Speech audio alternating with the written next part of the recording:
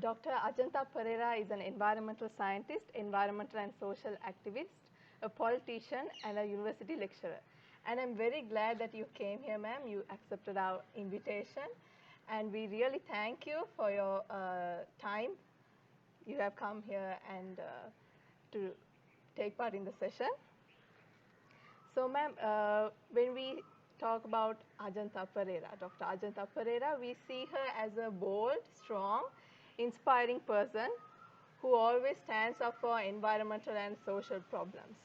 But we do not know much about your childhood and your phase of growing up.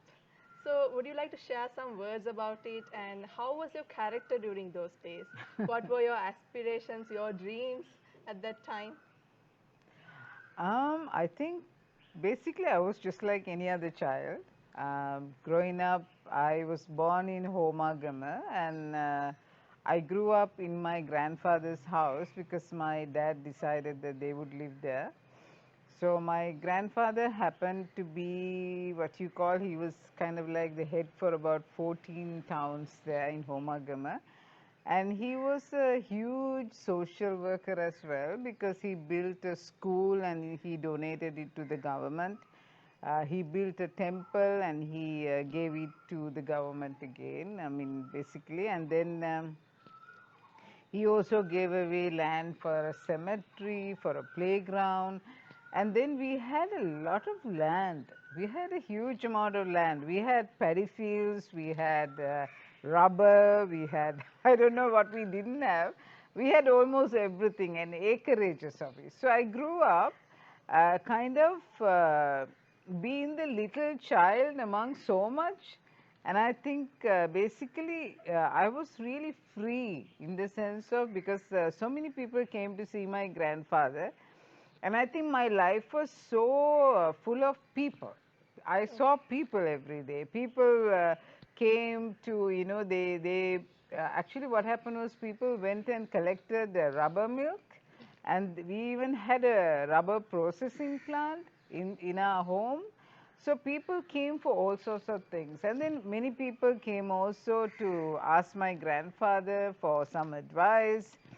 So he was a person who was looked up to in Homagam area. So I think I grew up with him with a lot of confidence, I guess. I grew up with a lot of confidence because I saw him as a leader, but he was a very humble person. One thing I saw very different about him was that he was so humble that he was always accommodating.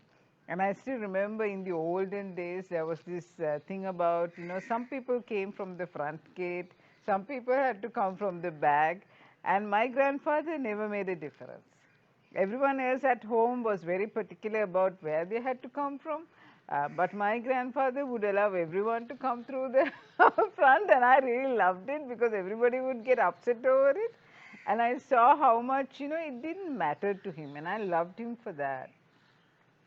And then we had a huge pond at home, a natural pond, and I loved to watch, you know, the tadpoles. I used to watch monkeys. We had a huge number of monkeys who would come to the garden, and I loved to spend time, you know, watching them. And I was always climbing trees. I loved trees. So whatever I did, I read books sitting on trees, you know, and I think my childhood when I was in Sri Lanka was very, very, it was a lot of fun. Then when I was still much younger, you know, my father decided that he would want to join the foreign service, so we had to travel. So we left Sri Lanka. So I have very good memories of a childhood in Sri Lanka, being extremely good. But I enjoyed also my time in India, and then I was in England after that. So 2 years in India, then after that I was in England. Okay, ma'am. What about your dreams that time? I wanted to be like my grandfather. I think that was my Okay. biggest dream because I saw people loved him and asked him a lot of questions about the problems that they had.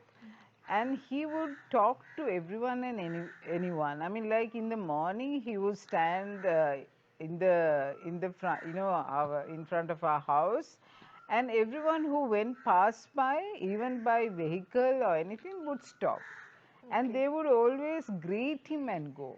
And he was very concerned about their families. I remember I used to go around with my grandfather, and my grandfather would be asking all the people about how their children are, how they were doing.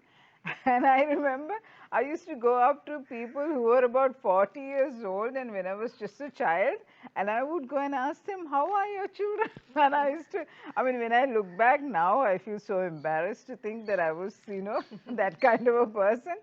But I think on the whole, I really wanted to be like my grandfather. So you were inspired by him.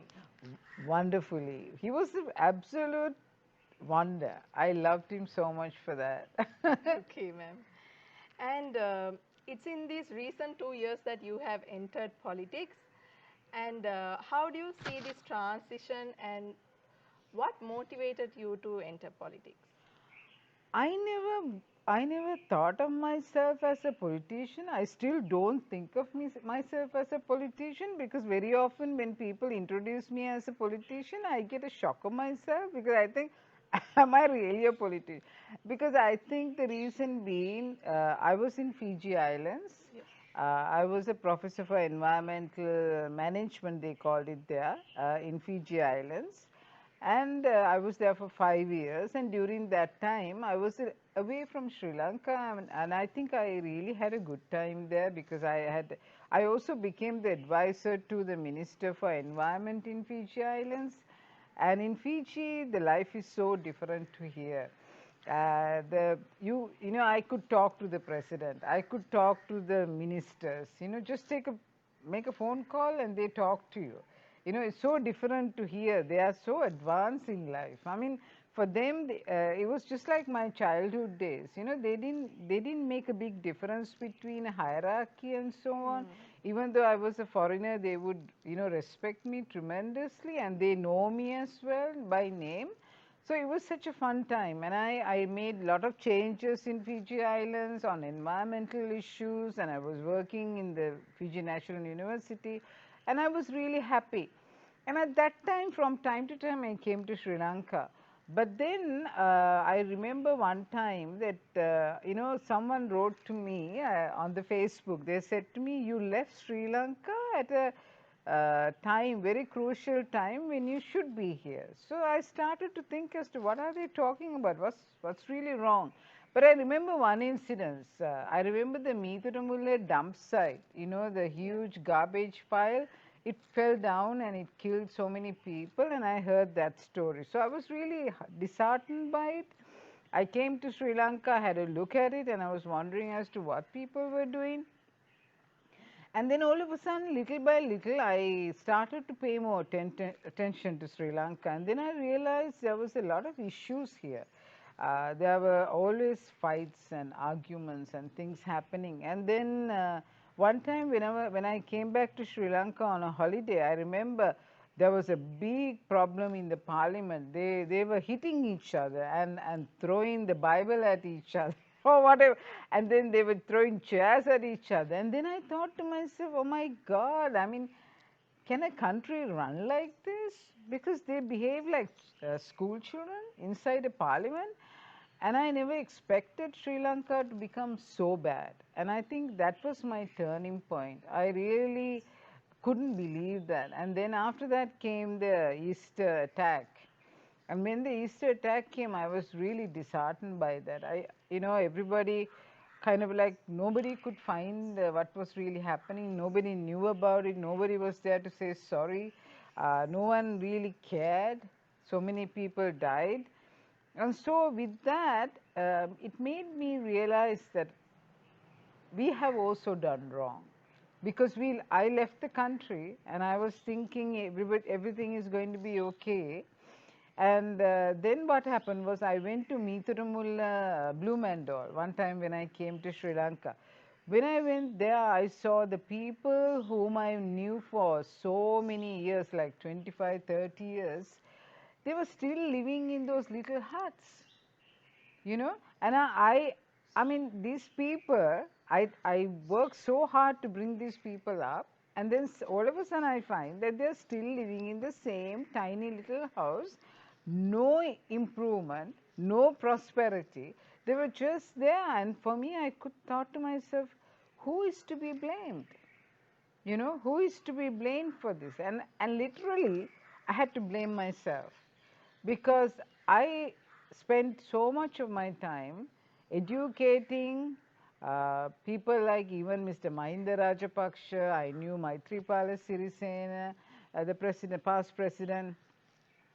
I knew most of these people, and you know, I've been helping them to develop this country. I've been advising them.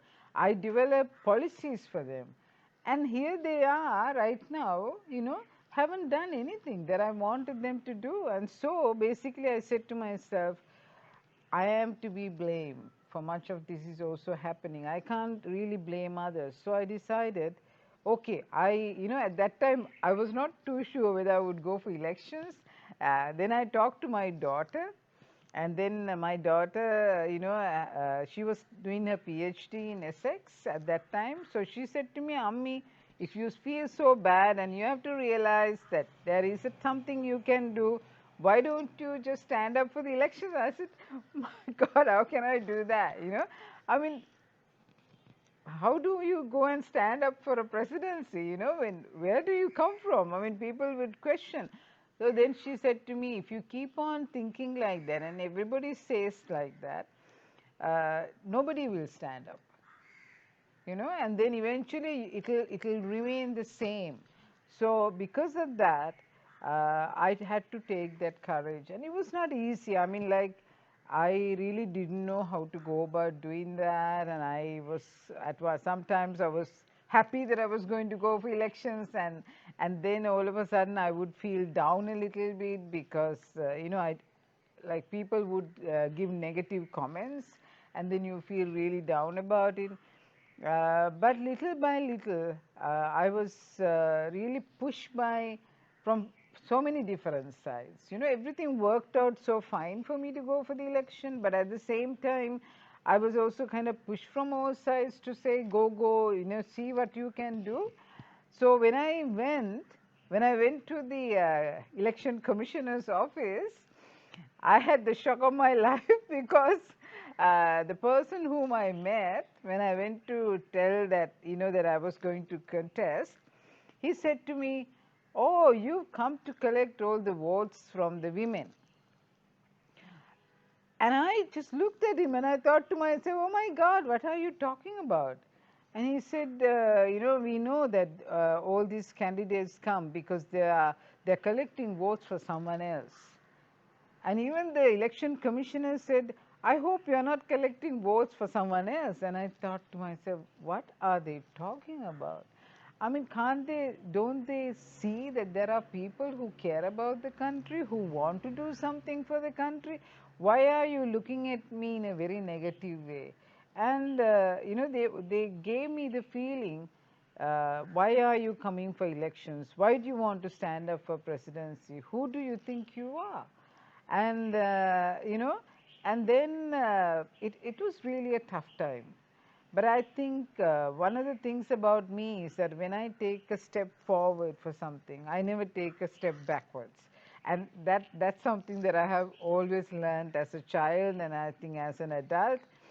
And then so many calls I got. I got so many phone calls, and people called me and said to me, uh, if you don't stand up for the presidency, we would be very happy, and we know of someone else who could stand up in your place, and we want you to give your nominations to someone else. They offered me money. They were calling me at 12 o'clock in the midnight. They were calling me, and there were so many people who were trying to stop me from going in for the elections. So by that time, I have been looking at all these things. I was reading a lot about, you know, the policies and so on, and I was thinking as to if I become the president, what would I change? And I was kind of getting that into me as to what are the things, because I had to be very honest with the people as to what I'm going to say. So I got very busy with that, so I was able to ignore those other people. But until I went in to sign the nomination papers on the day that we were handing over the nominations, people were calling me even 10 minutes before that and saying that they would want me to give up my nominations and allow someone else to go in my place. So many threatening calls you have got. Yes, yes, yes, definitely. It was not so easy, but I think that also came to be because I was the only woman. Yeah. So 35 colleagues who were really contesting, and it was nice in between them, cushion to be the only woman. Yes, ma'am. So, ma'am, when we look at the world right now, we are facing many, I would say, a lot of environmental problems as we have never encountered before in the recent decades. So, Sri Lanka is not an exempt for this. In Sri Lanka, if we take, we have problems like deforestation, coral degradation, ocean acidification, and then soil mining, human wildlife conflicts, and recently we had this express pearl ship sinking and basically creating a catastrophic disaster, right? So we see that some measures are taken, but eventually they tend to be like temporary solutions.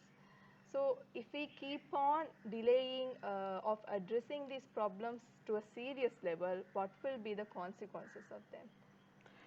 Well, unfortunately, the people in Sri Lanka never understood the value of environment. This is the saddest part for me, because I think when I look at the countries that I have studied, I was in India, then I was in England, then I was in Germany, I was in USA, I was in Fiji Islands. Compared to all those countries, Sri Lanka gave very little emphasis on environment. We never understood that. We never understood the value of environment. And I remember that when I came forward, even for the presidential election, my real hope manifesto was to build a country which will see sustainable development, because that's what is so important in the world, sustainable development.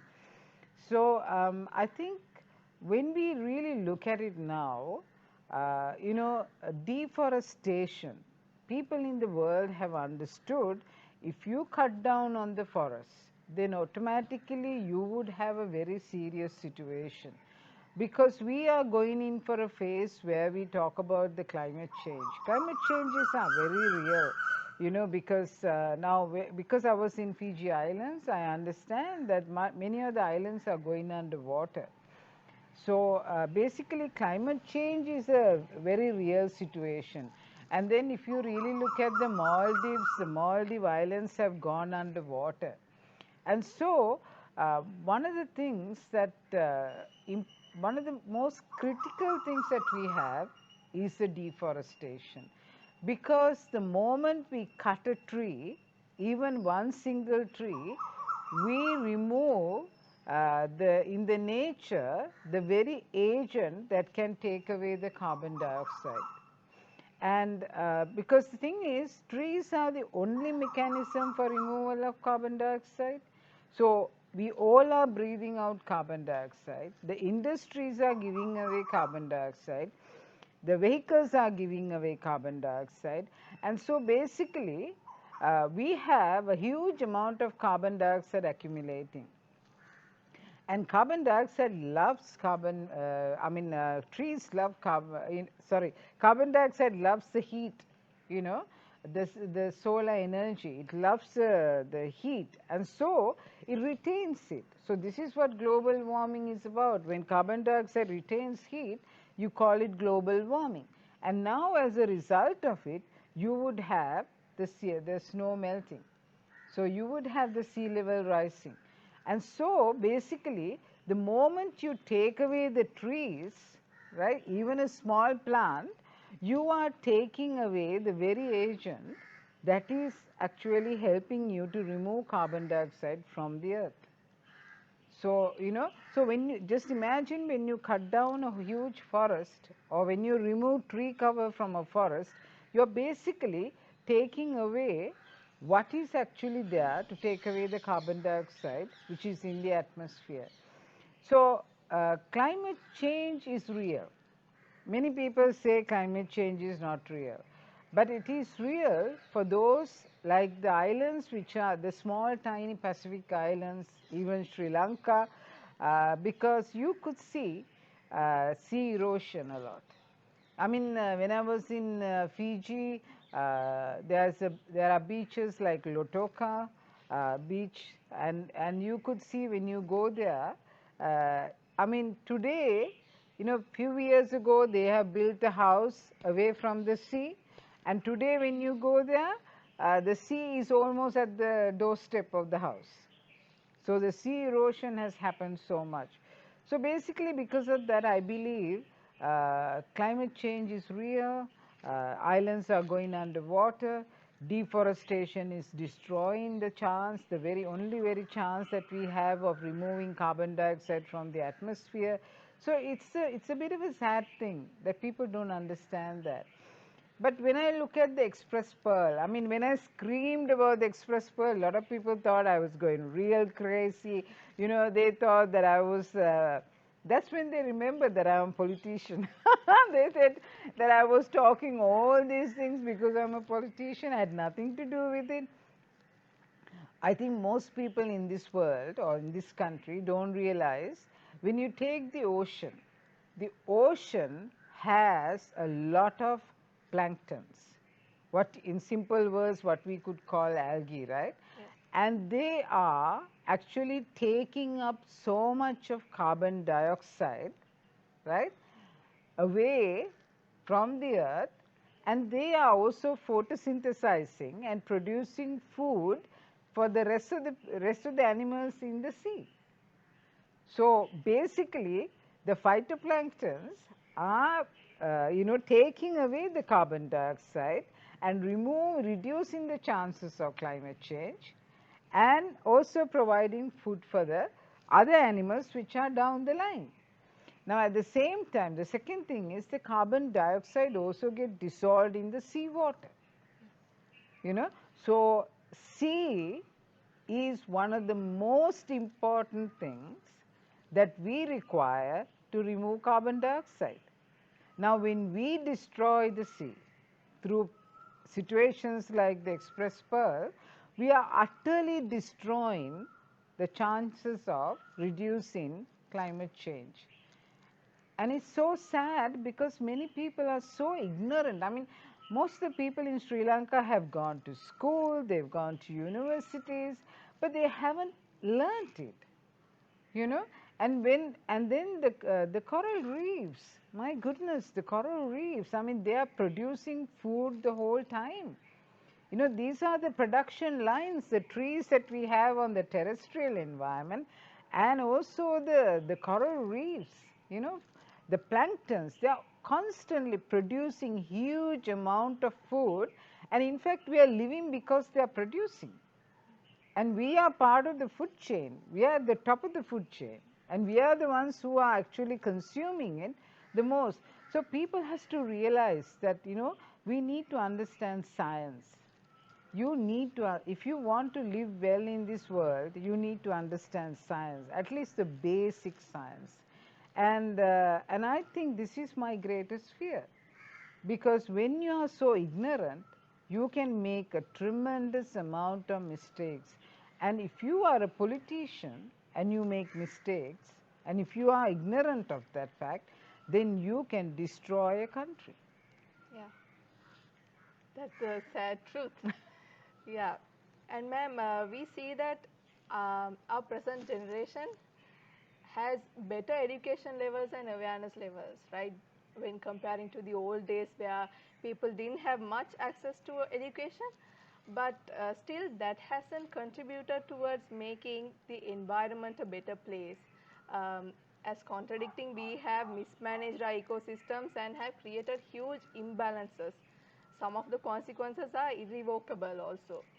So, what is wrong happening here, and where do you see the pitfall?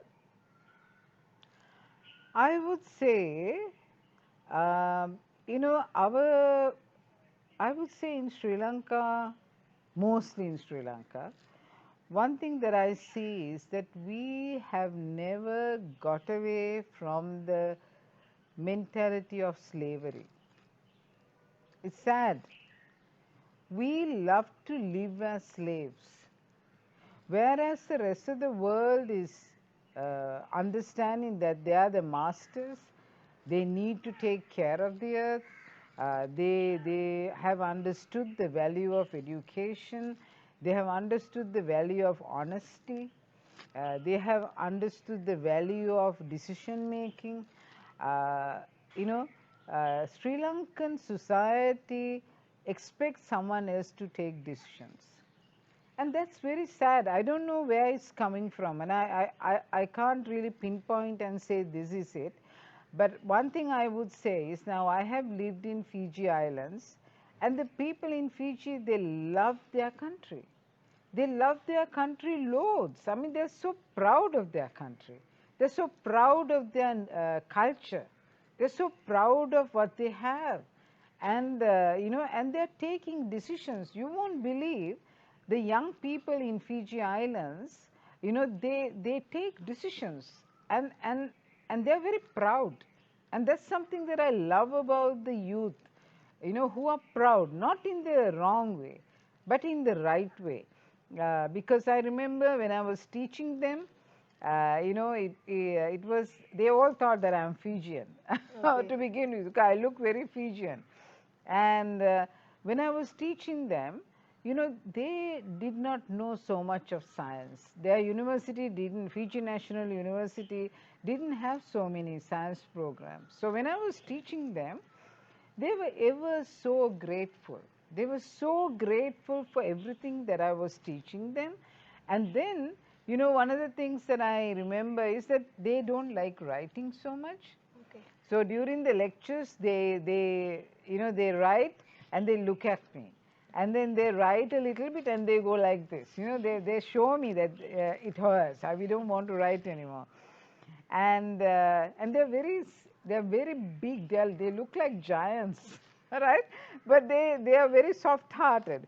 So then I thought to myself, how do I really teach these kids? I took them to the field and I started having lessons in the field. I took them to forest. We would sit in the forest and we have our university lectures in the forest. I would take them to the sea. They run and jump into the sea. They dive, and then we sit on the beach and we have a lesson. And we go to the mangrove belt and we plant mangroves, and then we talk about mangroves, and they loved it and they learned so fast. But one of the things that I have to tell you is that they are very confident and they love to take decisions, and they know exactly what is right. They know politics, they know culture, and they know about the whole world. And their dollar, Fijian dollar, is only half of, basically, yeah, two Fijian dollars is one US dollar. So you can think how high the economy is, how stable it is, right? Now, when I come to Sri Lanka, and when I look at the children here, one thing, number one, that I understand is they always think that the mobile phone is the greatest discovery on earth, and they are totally dependent on the mobile phone. But in rest of the world, mobile phone is almost outdated. People don't spend their whole life looking at the mobile phone. But here in Sri Lanka, everyone totally depends on the mobile phone. But in other parts of the world, people depend on creativity. They love creativity. They are so good at decision making. Here in Sri Lanka, people never take decisions. They just want to do what someone else does. I mean, when I during the election time, and I have to tell you these things because I want our generation to grow. Now, during the election time, right, when